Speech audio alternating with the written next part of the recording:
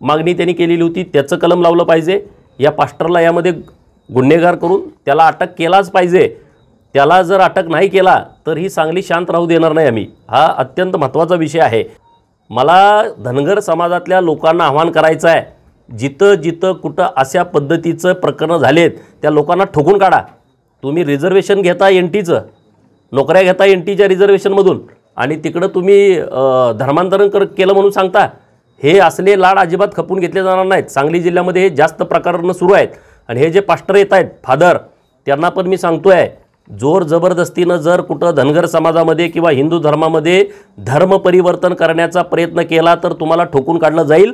तुमची गाठ गोपीचंद पडळकरशी आहे। मला पूर्ण वेळ आता हेच काम आहे, मी दुसरं काम बघत नाही। अहिल्यादेवींनी जे धर्मासाठी काम केलं आहे, अखंड मोगलांनी त्यांच्या सगळ्या पिलावळींनी जेव्हा जेव्हा या हिंदू धर्मावरती आक्रमण करण्याचा प्रयत्न केला तेव्हा संरक्षणाचा पदर हा अहिल्यादेवीने धरलेला आहे। अखंड हिंदुस्थानामध्ये त्यांनी काम केलं आहे आणि त्या अहिल्याची लेक यासाठी स्वतःचा जीव देते, तर ऋतुजानं दिलेला जीव, तिचं जे धर्मांतरणात